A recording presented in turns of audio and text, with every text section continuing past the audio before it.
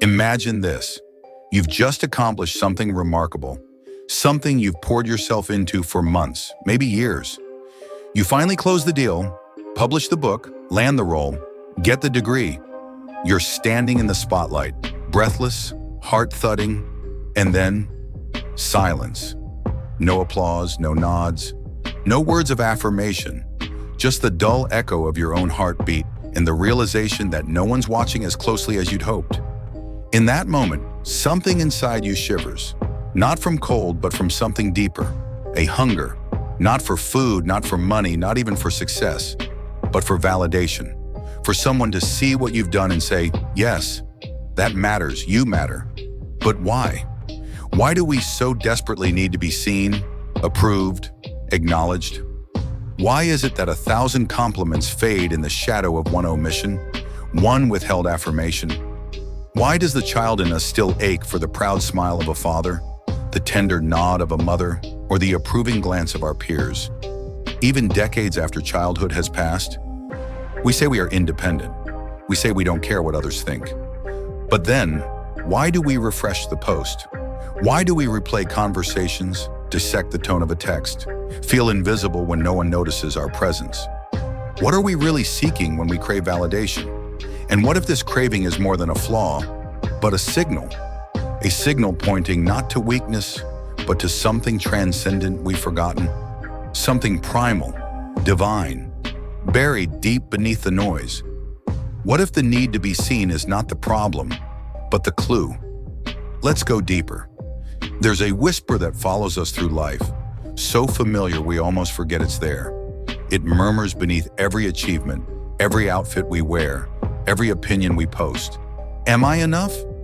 This isn't just insecurity, it's something older, more elemental, a spiritual echo. Augustine of Hippo called it restlessness, that soul-deep ache that refuses to be stilled by anything less than the eternal. Centuries later, Søren Kierkegaard gave it another name, despair. Not the sorrow of sadness, but the sickness of not knowing who we truly are. And Blaise Pascal famously said that man is a creature of infinite longing, trying to fill a God-shaped vacuum with finite things. The modern world disguises this ache with psychological labels: approval addiction, low self-esteem, people-pleasing. But dig deeper and you'll find that these aren't pathologies. They're symptoms, indicators of a deeper rupture between identity and origin. Philosopher Charles Taylor argues that in our secular age, identity is no longer bestowed, it's constructed. But if you are both the sculptor and the stone, who tells you when it's finished? Who tells you that you are good? And so we look outward, toward mirrors, parents, lovers, crowds. We fashion our image from fragments of feedback, craving the divine affirmation once spoken over Eden. It is very good. Yet we no longer believe such a voice speaks. And so we drown in the silence of self-definition, terrified that without validation, we do not exist. This is the hidden problem. Not that we seek validation, but that we've forgotten where it comes from. And so we wander, psychologically exiled, philosophically untethered, spiritually starved. But what happens when a society full of starving souls builds its reality on this hunger? Let's look at the consequences. Look around. We are more connected than ever. Likes, follows, reactions, shares. Every moment is a potential broadcast. Every silence, a threat. We live in a digital amphitheater where identity is curated and applause is currency. But beneath the glow of screens and the hum of notifications lies a deeper truth. We are not being seen. We are being scanned. This craving for validation has mutated. It no longer whispers, it screams. And yet, it is never satisfied. Why? Because the affirmation we receive is conditional. It's algorithmic, transactional, ephemeral. One dopamine spike away from vanishing. Cognitive psychology calls it intermittent reinforcement, the same principle that keeps gamblers glued to slot machines. The brain wired for affirmation is now hijacked by uncertainty. Will they like this? Did I say too much? Am I still relevant? We no longer pursue truth, we pursue approval. And it's not just digital.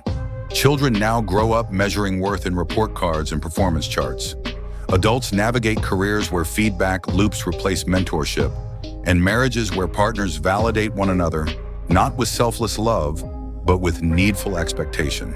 The sacred becomes strategic. Vulnerability becomes branding. Even authenticity is performed. This is not freedom. It is bondage with a smiling face.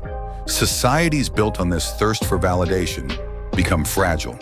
Political discourse collapses into echo chambers. Art is sterilized by marketability. Truth is sacrificed on the altar of relatability. And the soul made in the image of God begins to forget what it even looks like without the mirror of others. And still, we wonder why anxiety is epidemic, why loneliness echoes louder in crowds than in solitude. We weren't made to be gods crafting our own glory, but neither were we made to disappear. So how do we rebel against this quiet tyranny? Let's find out. To rebel against this hunger, you must first stop feeding it with poison. You must walk away from the carnival of mirrors and confront the terrifying silence that follows. Because in that silence, if you stay long enough, you'll begin to hear a different voice.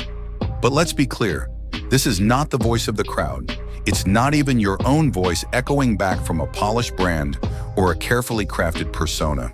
It is the still, unshakable voice that has existed before time and beyond it. The one who said to the dust, "Live." Kierkegaard called it the leap of faith, not blind, but brave.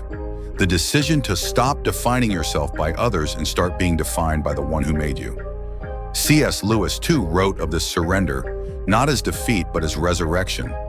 The more we get what we now call ourselves out of the way and let him take us over, the more truly ourselves we become. To rebel, you must dare to become invisible to the world and still believe you matter. You must anchor your identity not in performance, but in presence, not in applause, but in grace. This rebellion looks like rest when the world demands hustle. It looks like silence in a culture that screams. It looks like saying, "I am loved because he loved me first," even when no one else is watching. Saints and prophets were rarely popular. Christ himself was despised and rejected by men. But he did not crumble. He did not conform. He knew who he was, and now so can you. But what is the ultimate truth that can free us forever from the need to be validated by man? Let's go there now. Here it is, the paradox that could change everything.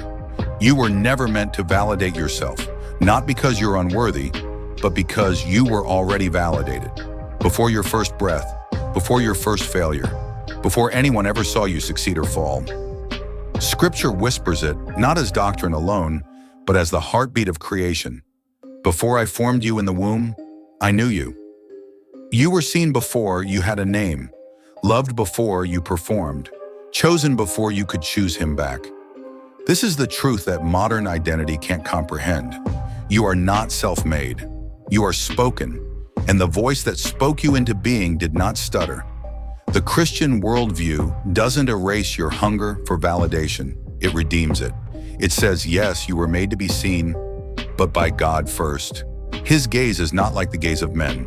It does not shift with fashion, fail with memory, or flinch at your wounds. His eyes saw your unformed body. His love is not abstract. It took on flesh, wore a crown of thorns, and died not to flatter you, but to restore you. To be known by God is to be freed from the tyranny of proving your worth. To be loved by him is to become fearless in a world obsessed with approval. To live for his affirmation is to live in the light that cannot be dimmed by human silence. So let the world scroll past you. Let the crowd fall silent, because the heavens already roared your worth when the sun cried, "It is finished." And that is enough. Thank you for reflecting with me today. If this video meant something to you, consider liking and subscribing. And until next time, stay curious.